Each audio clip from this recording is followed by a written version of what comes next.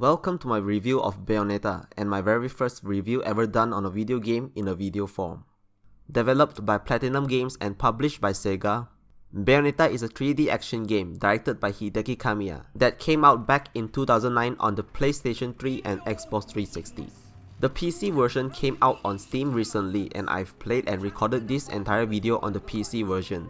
While I will not be covering the quality of the port in this video, it is worth noting that the PC version is pretty much the definitive version of the game to date.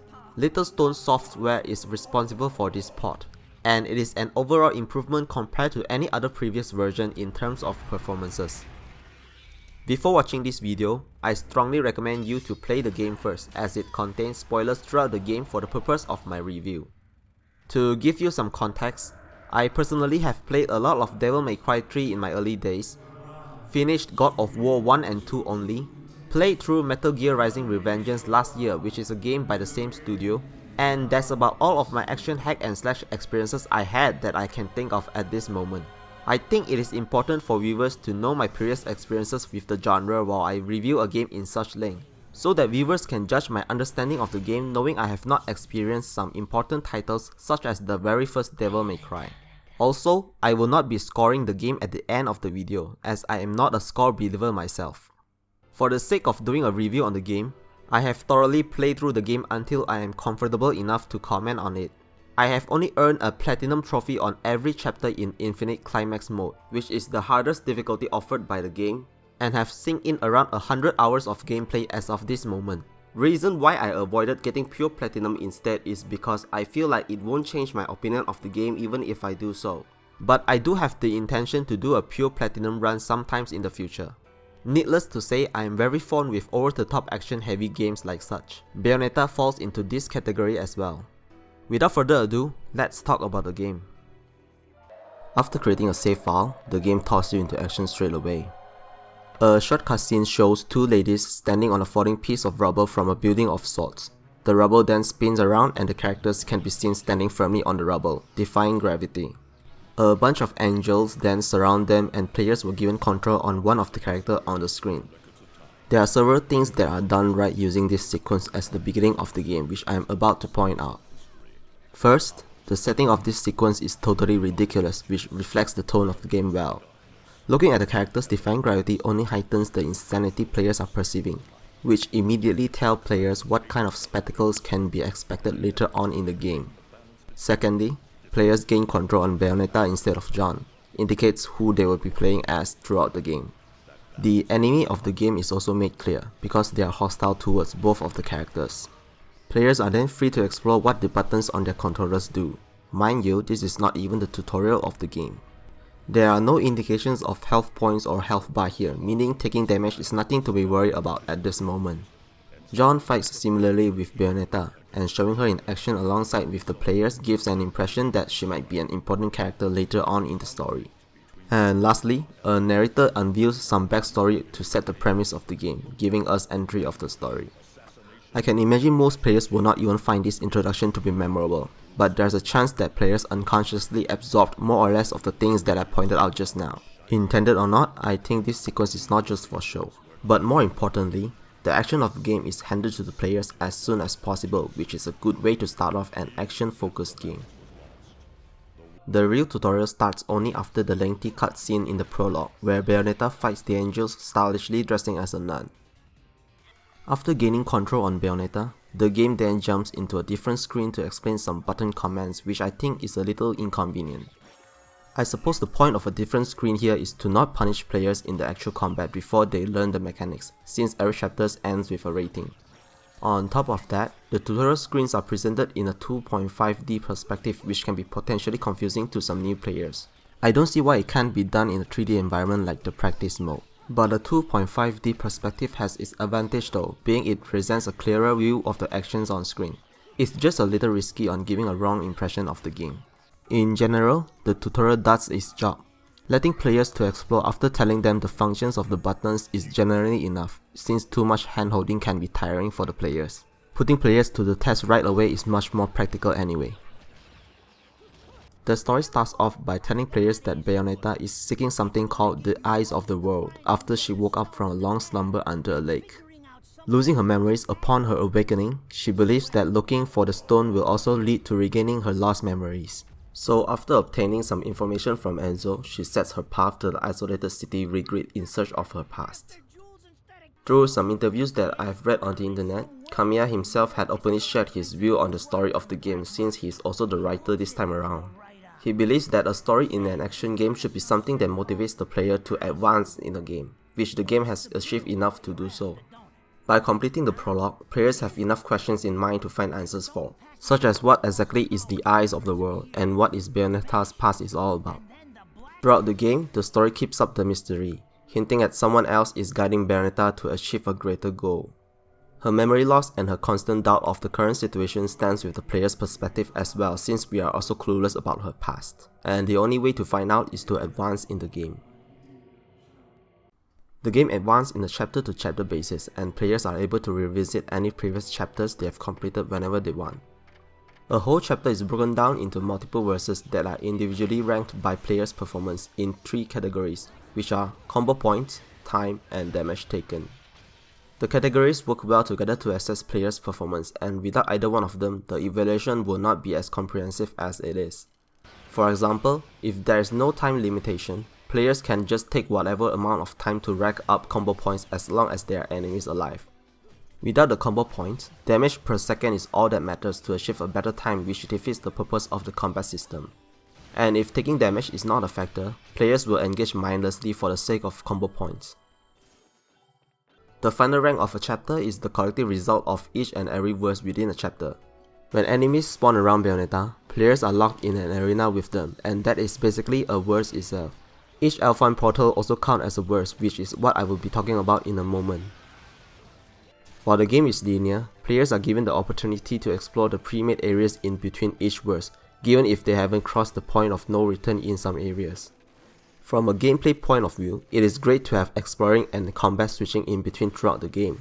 But cutting off areas after a certain point is less desirable because there are collectibles around every levels. If the players realize they have missed something in the previous section and has crossed the point of no return accidentally, they can only revisit the previous area by replaying the chapter again. But hardware limitation is a thing, so this is excusable.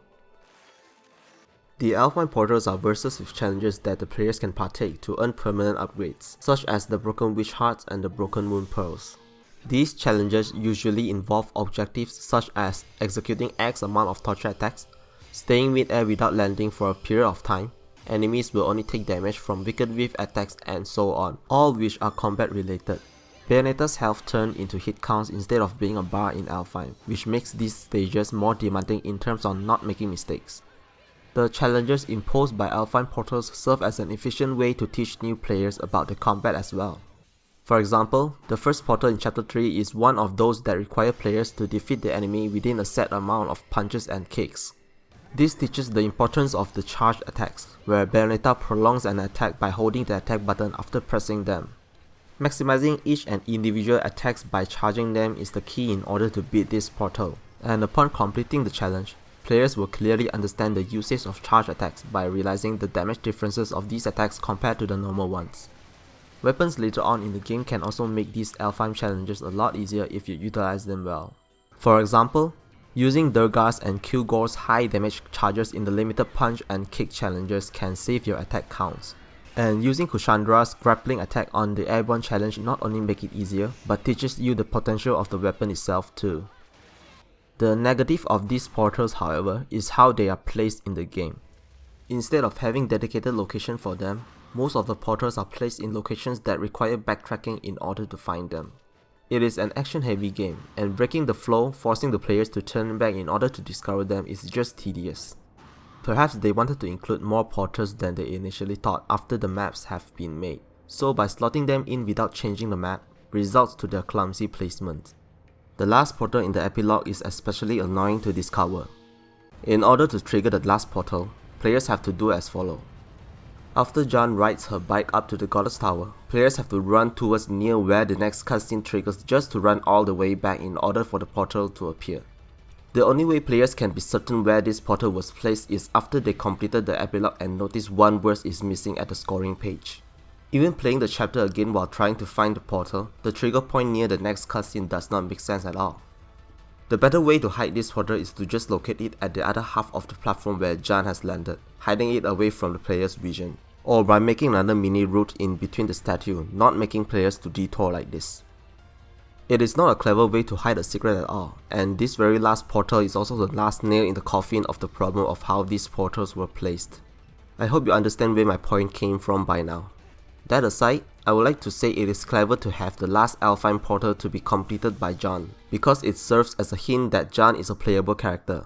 At this moment, Jan is fully equipped with the weapons that the players have acquired so far. By going into the weapons in the menu, the different name and models of the weapons can also be another hint that she's unlockable in the future. I don't see why these portals cannot be placed differently since there are also some well placed ones in the game, such as one located in chapter 9.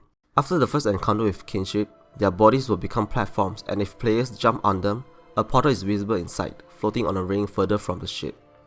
The trick to reach the portal here is to get enough distance mid-air by double leaping in panther form and then quickly transform into the crow at the end of the leaps, which is satisfying to pull off in of itself.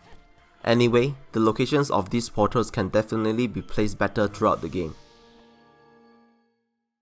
The combat is the bread and butter of Bayonetta. In fact, how much enjoyment you get out of this game after the first playthrough is heavily based on how much you enjoy the combat system alone. Nevertheless, there is a lot of finesse well put together in the combat system which makes the fighting so satisfying even after repetition of playing the game. There is a lot to cover on the combat's design here, so let's get into it. First off, the dodging. Dodging is essential in Bayonetta, and the game very quickly teaches you the benefit of it early on. Dodging an incoming attack right before it hits will trigger Witch Time, where time and enemies are slowed down except for Bayonetta herself. There is no downside on activating Witch Time. Players get a combo multiplayer bonus, replenish one magic orb, gain slightly faster movement speed, projectiles from enemies are reflectable, and a risk-free environment to perform longer combos. It is players' incentives to actively seek out an attack to dodge so that they can enter Witch Time. Depending on the weight of an enemy, they react Bayonetta's attack differently during Witch Time as well. For example, light enemies such as the Affinity can be launched into the air by any attacks at any given time. Medium weight enemies like the Epilogue can only be launched into the air by Wicked Weave attacks, during which time however, they can be launched by normal attacks.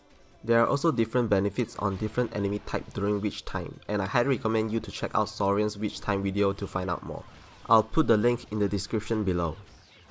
I think the Lumen Sage and Umbran Witch statues that allow Bayonetta to initiate Witch Time is a reminder for players on how important dodging is in this game. Furthermore, they serve as practice too. Witch Time is also heavily used by Bayonetta in cutscenes, so it makes sense that it can be triggered by the players frequently while playing as her. Dodging is also prioritized over every combat moves, meaning pressing the dodge button interrupts whatever motion Bayonetta is currently doing, making her dodge the moment the button is pressed. With this, technically players can dodge every incoming attacks if they react fast enough, not getting carried away or being greedy. A series of special techniques can be purchased from Rodin to increase Bayonetta's move list, and one of them is the Bat Within. This ability is essentially an upgrade for the dodge mechanic if you think about it. It extends a successful dodge upon contact of an attack, making the dodge window slightly wider than before. A Bat Within dodge also replenishes an extra magic orb compared to dodging normally, rewarding risky play. These purchasable special techniques can be turned off at any time, which serves as a consideration from the developers to the players, since some of these techniques are dependent on players' playstyle. During combat, Bayonetta can launch powerful, heavy attacks called Wicked Weaves as finishers by forming her hair into demon limbs. The further the combo of Wicked Weave is produced, the more powerful it becomes. Wicked Weaves is the main way to deal a significant amount of damage to enemies, so the point of executing a combo sequence is to lead them into these finishers. Weave's attack can also be used as a ranged attack. This makes it so that Bayonetta does not have to make close contact with a target in order to deal damage to them. Players can start making a combo far away from an enemy until they launch a weave to hit them. The hitbox of Wicked Weaves are also huge, so hitting multiple enemies at once is also possible given if players position Bayonetta correctly. And with that, Bayonetta's attack covers a wide range in the playfield, and controlling the area with her attacks is part of what makes the combat of this game so enjoyable. Different weapon launches different Wicked Weaves too, which further differentiate the weapons apart from one another. Diminishing return is also implemented in the combo system.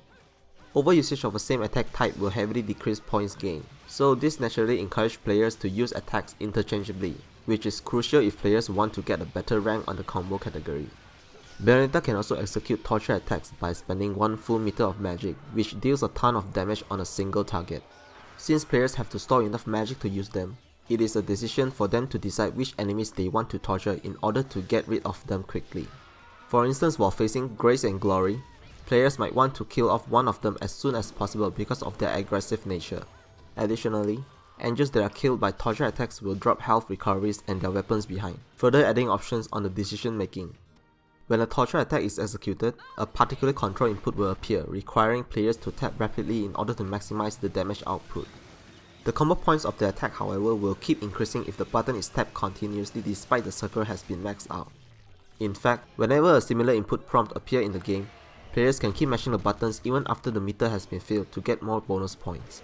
This way, players will not be penalized by tapping the button too much, and it rewards those who can put in more presses. The limit is just how fast a player can tap a button in that amount of time. The X button works in a similar fashion too. Tapping it repeatedly will cause Bayonetta to shoot her gun faster than just holding the button. The dodge offset mechanic is a smart way to allow players to execute combos while also dodging incoming attacks. It allows Bayonetta to dodge in the middle of her prolonged charge attacks while not breaking the combo. After dodging while holding an attack button, Bayonetta can continue the combo without resetting the whole combo sequence. The mechanic can be confusing for new players at first since it only allows follow-up of a held charge attacks, but the game itself is still beatable by totally ignoring this mechanic. As for the more experienced players, dodge offset is a game changer. Other than keeping the combo linked, it can be used to stall Wicked Weave attacks, and choosing when to unleash them is crucial, a decision to make within a hectic crowd of enemies. But of course, mastering this will definitely take some time. I would go as far as to say that the combat in this game truly shines when a player is able to utilize this mechanic well. It creates a combat flow that is absent while not using the mechanic, combining attacking and defending in a fashionable way. It can also really deliver Bayonetta's invulnerability to players who can use the mechanic well enough, making the combat feels like a dance under her control even though she's outnumbered by her enemies. As long as there's music, I'll keep on dancing. Visual and sound cues are heavily used for the combat in this game, both on Bayonetta and the enemies. If you twist your left analog stick in a circle motion, a bunch of butterflies will swirl around Bayonetta's body. It is a cue showing that you have successfully made a 360-degree turn that enables a spinning attack. You can even start spinning your analog stick right in the middle of an attack animation, and the butterflies can be seen too. There's also this purple aura that flashes in between combos that indicates a Wicked Weave can be activated during the current combo by pressing the opposite attack button. For example, in the common punch-kick-punch combo, the purple aura will appear after the kick attack in the middle, signaling a Wicked Weave can launch if players press the punch attack instead of follow up by another kick. Sadly, the function of this aura is something that players have to figure out themselves, as there are no explanations of it from the game, but it is still something that is possible to find out upon experimenting. As for the enemies, their attacks are clearly telegraphed by visual and sound cues too. Every attack from the enemies in the game has at least one of the components below: a clear wind-up animation, a color-coded flash in their attacks, and a different line they chant before the launch of the attack.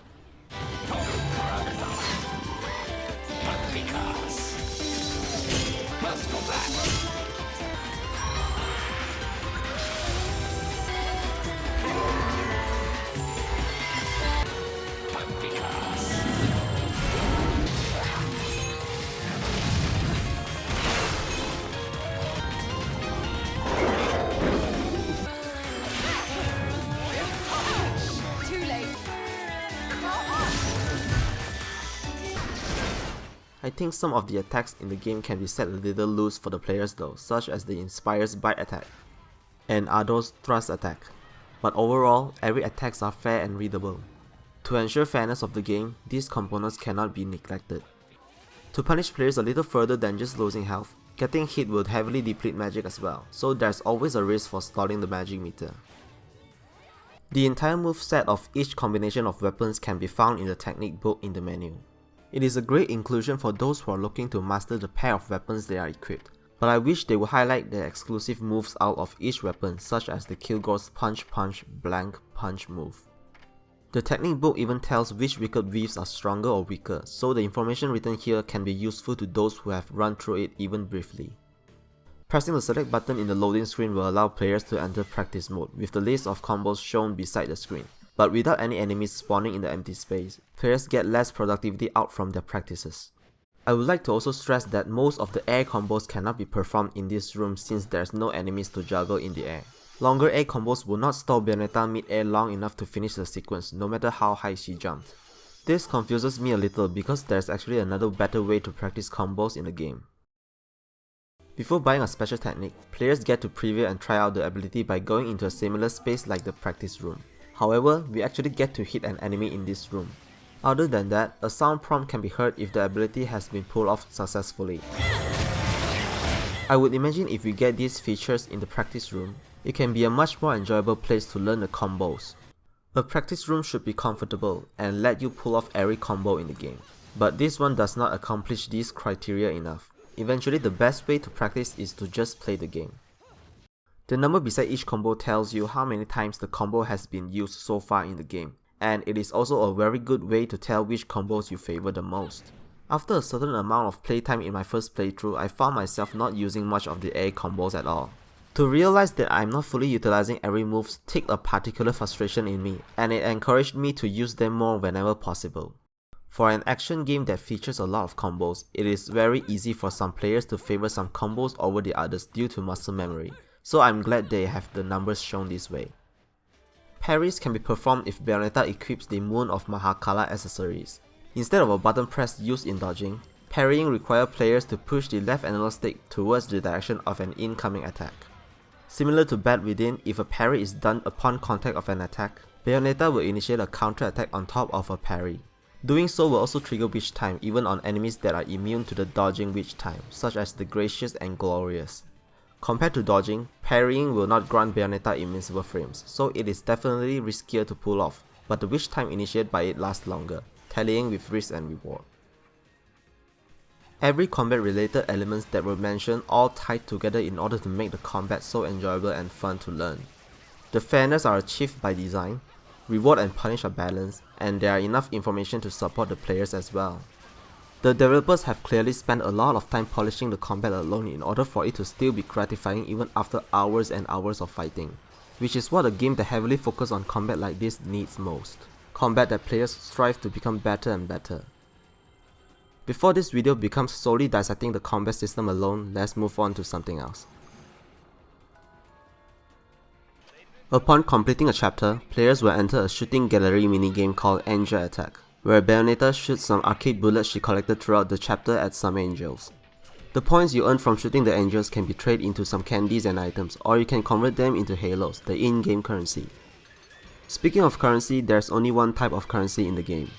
The one type serves all purpose reduces complication of currency management to minimum, which is a correct choice for the game. There's no other different types to keep in mind of. Getting halos generally means you gain progression on abilities and upgrades. Since items in Gates of Hell have purchase limit, the only way to hold up more items is to trade the points from Angel Attack, which is a challenge of itself that players have to perform well enough in return. The Blue Witch Heart and the Gold Moon Pearl are temporary upgrades that can only be exchanged in the minigame. They boost Bayonetta's maximum health and allow Bayonetta to regenerate 2 magic orbs passively for the next chapter only, serving as a little help if players find the necessity to get a little boost in order to get past a certain chapter they find difficult. As for the consumable items in the game, the concoction system is a lackluster inclusion. Destroying environmental objects will grant players materials in order to create consumable items by using different combinations as shown on the recipes. Since the materials are so easily obtainable, there is no point in buying items at the store in the first place. Another disappointing thing is that the entire recipe is available right from the get-go. There is no additional items available later on in the game to expand the recipe. Anyway, I don't want to spend too much time talking on consumable items in this game since it can be neglected entirely. They are mostly health related or buffs, and this hardly changes the combat at all. Moreover, items usage deranks the final result, so players are not encouraged to use them if possible. The entire item system is pretty flawed in general, and I believe ignoring all the items will not harm the game in any way. Given that the director is a fan of rail shooters, some SMHUPs segments are included in the game in Chapter 8 and Chapter 14 to expand the gameplay variety a little. While the over-the-top action where Bayonetta rides a rocket and sliding the bike in high speed fits the charm of the game, the bigger problem is the length of these segments. A way to make these stages less aggravating is to cut off a few loops throughout the course. In the highway, for example, there are so many gates to slide over and players can definitely notice they are going through a loop over and over again instead of progressing. Compared to the SMHUP on the rocket, the highway segment is the inferior one because of these few reasons I'm going to point out. Bayonetta can launch Wicked Whiff missiles in the sky section, while on the bike, she can only shoot with her gun. Another attack type naturally makes their shooting more enjoyable. Players can decide when to shoot a missile to deal heavier damage depending on their magic charges. Plus, shooting missiles during which time has this slow motion effect which is really cool to pull off. Not only that, the repetitive waves of enemies on the sky segment aren't as hideous since the purpose of them is to fill up players' magic before they encounter the bigger threats, much like how a SMHUP game would work. In Route 666, it feels like they cramp in more loops just to fill up the playtime in these verses. Overall, they are still enjoyable to some degree and the sky segment is definitely the better one, but they stay longer than they are welcome. Thankfully, they only occurred once each throughout the story. There's also some missed opportunities on creating areas by using interesting ideas that are already implemented in the game. In Chapter 4, 5 and 6, the triangle switches on the floor which needs to be stepped on using Beasts Within, and the circled moon sign switch that opens a door by stomping on it can be useful in order to create some interesting platforming in the game. Imagine having some rooms where players have to activate these contraptions pairing with wall jumps, double jumps and moonwalk in a chain successive manner in order to advance can be an interesting idea. Challenges like these are fast paced and are able to serve as an agility test too, which is suitable for the game in my opinion. Given that both of the switches only appear in one chapter each, I think they are only tools that remind players to use these mechanics in the game. I guess they don't want to take the risk and shift focus out from the combat to make some puzzles. But I think having one or two of these platforming areas later on is not harmful. It is really a shame that these buttons only appear once in the entire game, given how satisfying they are to step on. As for the pacing of the game, I guess keeping the players on top of the wave is the way to go. Players are able to collect all the weapons that are obtainable through the first playthrough by the end of Chapter 9, if they are able to gather up all the LP pieces along the way. If the game distributes the weapons evenly across all 16 chapters, players might neglect the later weapons because they have already favored the earlier ones. Plus, the weapons in this game are not upgrades that replace the earlier ones. Each and every traits of the weapons are subject to the player's playstyle, so letting them own everything around halfway through the game is the correct way to distribute weapons. What's left after collecting all the weapons is just players' preferences and a good chunk of the game left for them to play with all the arsenals. 3/4 of all the cardinal virtual boss fights are split in between every 3 to 4 chapters. Splitting the boss fights this way means that they are evenly paced throughout the story before entering Chapter 11, in which things start to stay on top and never come back down again. Mini-boss fights like the Inspired and the Golem are scattered in the end of other chapters, so most of them ends with a high note more or less, keeping the satisfaction of completing a chapter. A stream of boss fights starting from Chapter 11 hints on the final act is here. After defeating this meatball with tentacles in Chapter 11, Chapter 12 ends with a battle with John. This awesome whale looking thing then takes Chapter 13, and then followed by the final showdown with John in Chapter 14. And I think this is a good time to talk about the John's fights. Since they decide to give the final battle of the entire game the flashy treatment, the battle with John serves as a trial to test players' ability on the combat system itself. Her movesets are all mirror images of what the players have been using throughout the game. And what better ways to challenge the players by pitting them against something they are familiar with the most. It is not a gimmick though, as fighting her requires the most flexibility and reactions out from us either on dodging or choosing when to strike back, the requirements to perform well in the core combat of this game. Having to fight her on Chapter 12 and then on Chapter 14 shows that players have been tested thoroughly. The 15th chapter is basically a tower that spirals upwards with wave after wave of enemies from the entire game, a final obstacle before the climax kicks in. The battle with Father Bowder is easy enough to realize he is not the final boss, but the sheer amount of spectacles happen in this fight makes it entertaining. Watching him destroying the demons summoned by Bayonetta without breaking a sweat can be intimidating, since the demons had teared through stronger and stronger obstacles Bayonetta had faced up until this point. It is a simple but clear way to establish the power level difference between him and Bayonetta. Lastly, with the awakening of Jubileus, players should be able to recognize that they are facing the final battle, since the scale of this fight is immensely bigger than any other encounters before. As I've mentioned, the final showdown leans towards more on the flashy side instead of putting up a challenge for the players. But it is the kind of climax that fits the ridiculousness of the game, so it really isn't a huge problem, except for how the fight wraps up. Upon defeating Jubileus, Bayonetta calls upon Queen Shiba and punches Jubileus to the sun. Players then have to control Jubileus herself across the universe by dodging the planets on the way. It should not be dodging the planets, instead, crashing it through every planet can ramp up the impact of the climax better in my opinion. Whenever a sequence like that happened in the game, players were taught to blast through everything in sight, and so players might try to control Jubileus to crash into the planets first, but by doing so she will survive after the crash. Players then get a game over and have to try again, this time knowing to dodge instead of crashing on them. To be fair, they highlighted the sun with a lock-on icon before we get to control Jubileus, stating that we should bring her to the sun instead.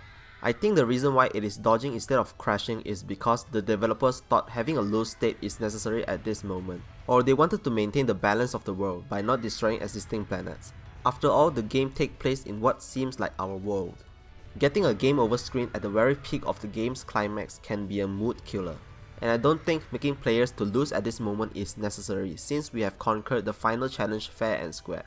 I think this final dodging planet sequence can just be a cutscene instead. Ending the fight by smashing a button to give a final send-off is satisfying enough to close the curtain. The location of the fight with Jubileus is confusing too.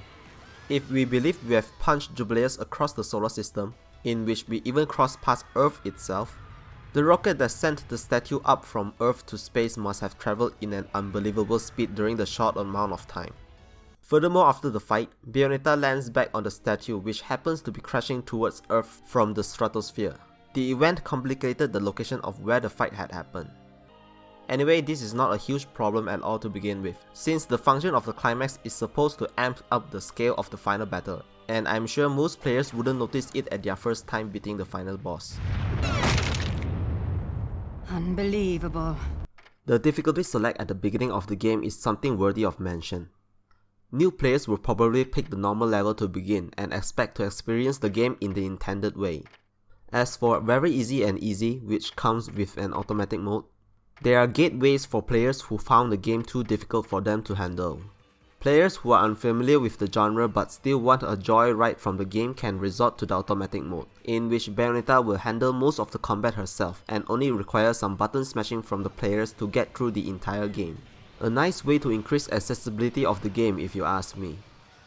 Gating away hard mode and Infinite Climax means that players have to go through the current hardest difficulty in order to pick up the challenge of the next level. Instead of a choice at the very beginning, it becomes a ladder for players to climb. In the harder difficulties, stronger enemies will appear sooner to replace the weaker ones across verses. This change is also in effect on every Alfheim Portals, making the difficulty constant throughout the harder playthrough. The wind-up animation of enemies' attacks also become faster on hard mode onwards, increasing the overall tempo of the combat. This might work on players' favor in the long run though. Whenever players detect any slight motion from an enemy, pressing the dodge button based on reflex will mostly prevent them from an attack. But overall, attacks are still harder to dodge than in normal mode since faster reaction is required. Enemies also hit harder and gain a health boost, so it is still a difficulty upgrade in every aspect. After a certain amount of playtime in the harder difficulties, players get a very raw sense of improvement with their own skill set when they jump back into normal mode again. It feels like you are in witch time in default or normal mode because of the reactions improvements. In the highest level difficulty called the Infinite Climax, witch time is disabled, which makes the game feels very different because the safest way to deal damage is now stripped away from the player.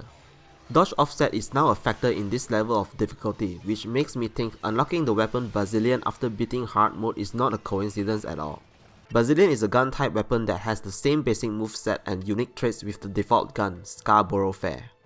The damage outputs of charged attacks on this weapon are heavily increased compared to the default gun. so it is a weapon that complements dodge offsets well. If players are still unfamiliar with dodge offset at this point, it is now the time to learn it by having a stronger weapon that goes well with the mechanic. Players who can play in Infinite Climax comfortably will clearly feel the difference compared to when they are still new to the game. The improvement is so immense and obvious that it is hard to even ignore. By the time when players are able to use dodge offset effectively, the combat flow excels into another height. At this point, players might appreciate the combat system in a whole different level. I highly recommend you to practice in order to crack through and reach that level because it really feels like a skill set of its own. There are a lot of details put into the game that shows how much care the developers have put into their creation. For example, equipping Odette or Fire Durga on the 5th slot will allow Bayonetta to walk on lava. Durga in Lightning mode also gives immunity to the electrified water in Chapter 12, and the Lightning ground attack by Glory and Glorious. Elements immunity like this not only makes sense, but it also creates situations where choosing which weapon to fight matters depending on the environment. Hazards like lava and electrified water can be ignored if players realize they can take advantage from the elements. There's a prompt for opening doors in the game, but players can open them using attacks anyway, which is really convenient. Slowing down, pressing a button and watch a cutscene to open a door can look silly in an exaggerated action game like this, so it makes sense for them to allow players to open it on their own way. A door opening cutscene may be a way to hide loading time in other games, but Bayonetta does not suffer that problem. The prompt is just a tool to ensure players that they are going on the right way. For those who are interested in lore and backstory, the Antonio's notebook is basically collectible notes that explain the history of events in the game. The flavor text that you find in the menu after defeating each angels are enjoyable to read as well. I enjoy reading the bosses ones, and I'm glad I did because the text actually give hints about what had happened in some chapters. For example, after defeating Fortitudo, reading his entry explains the lava that flooded Regret in Chapter 3. His entry explains that he has the ability to control magma at his will, giving a nod to those who are wondering where the lava came from. It is very fun to discover who causes the lava flood that messes with Bayonetta. And if the players were annoyed by the lavas previously, finding out the facts is all the more satisfying since they have took revenge on the matter. Same goes to Temperantia. His entry said his appearance causes tornadoes, a sign that he controls the wind element. Hence, it explains the tornado snake's obstacles and the stormy environment happened before meeting him. Whenever a new enemy is being introduced, players are greeted by an introductory cutscene. The cutscene will then show the enemy throwing an attack towards the screen at the end of it. When the controls are returned to the players, the attack from the cutscene follows in, making a smooth action transition to the gameplay.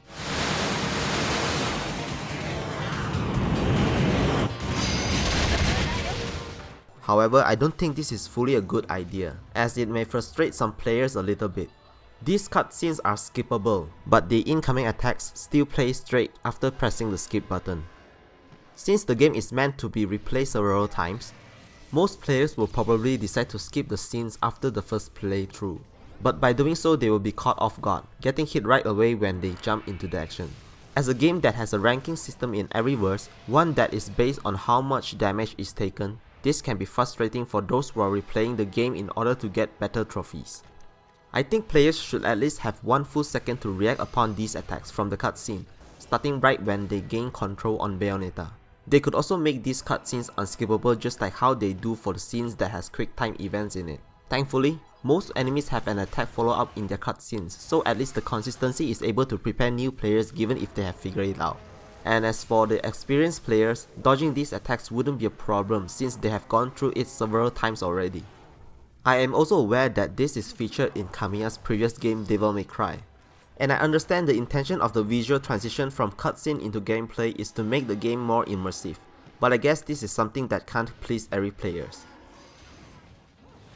Speaking of quick time events, failing to press the assigned buttons will result in an instant death. Personally, I think a game over is too much of a punishment for failing QTEs, as they are not too hard to miss at the first place. I think depleting Bayonetta's HP and showing the failure screen like in Alfheim is a better choice for failing QTEs. Players just have to try again until they get it. Since this is an action-centric game, Bayonetta is going to spend a lot of time fighting enemies. The only other time they can showcase her as a character are the stunts she performs during the cinematics, the dialogue she speaks in the cutscene, and the voice performances of the voice actress. Needless to say, both the English and Japanese voices done by each of the voice actresses are spot on. Personally, I enjoy the Japanese voices more, but I am sure I'm the minority here. The game portrays more of a character through actions she makes while in player's control too, like the way she walks, skates, her taunts, blowing a kiss while locking on enemies that actually flinches them, and how she interacts with the lever are all animated to showcase her as a character. I can definitely see how they can just make her pull the lever by just kicking it with the neutral kick attack animation just to save some cost, but an entire different unique animation is used just to add onto her characters. As a person who thinks animation can portray a lot of emotions visually and a crucial element for video games, I have to give them credits for putting in details like these in the game. There's an Easter egg where players can consume the lollipop in the cutscene and gain the buff effects for free after the cutscene ends. When I was trying to look up for cutscenes that has a lollipop in it, I realized the scenes for the 4 major Cardinal Virtue boss fights all featured Bayonetta eating a lollipop. And of course, getting a buff in a boss fight is beneficial to the players, making the Easter egg useful. Either they realize those cutscenes has a lollipop in it first and decide to program in the trick, or they purposely include lollipops in these cutscenes with the intention of making the trick useful. They are impressive nonetheless. But I believe it's the latter, given how much details they have already put into the game. Details are something that is not obligated to include by the creator in any art form in my opinion. If it is absent in an already great content, it won't be noticed and it won't affect the core of the content in a huge way. But when people who consume the art notice the details, their level of appreciation grows deeper, and that is why details matter to me. It is this kind of attention to details that makes me think the developers are having fun making their game.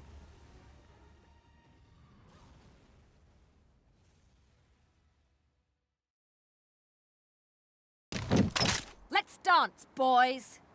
I'm sure a more thorough review can be done on this game, such as explaining the scoring system in detail, dissect all the boss fights, explaining the story, or even the character and enemy design.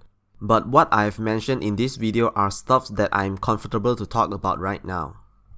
While it was a critically acclaimed title, the game still suffers from some problems lies outside of the combat, such as the backtracking and the item system. But still, Bayonetta is definitely one of the, if not my favorite action hack and slash game that I've ever played so far. The level of depth in the combat are so well thought out in every nook and cranny that I couldn't imagine how much time had spent playtesting just to get everything right before the launch of the game.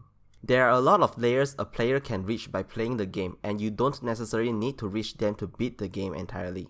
After playing almost 100 hours of the game, the combat has yet to be stale for me and I'm still itching to get back into the game again.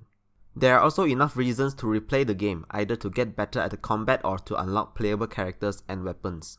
The ultimate challenge really is to get the pure platinum trophies on every chapter, which is pretty demanding compared to just platinum. Even after that, players can even go further by competing in the online leaderboard, so the end goal depends on what they want to achieve. To think that such a challenging game to include the automatic mode speaks volume on how much respect are given from the developers to the players. With that, players that are intimidated by the genre can at least finish the base game according to their capabilities. Since playing the easier difficulties are optional, it also leaves them a choice whether or not to take on the harder modes after getting familiar with the game.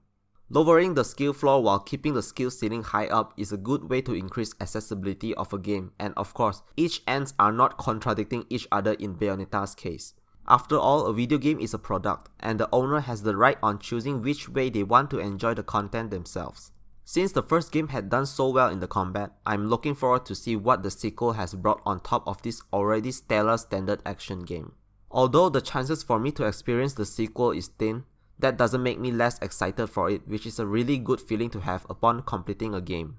Now that I'm done, let us anticipate blindly for the PC version of Bayo 2. Subscribe to my channel if you want to see more reviews like this. Leave a comment if you want to discuss anything at all about the game, and thanks for sticking with me in such a lengthy video.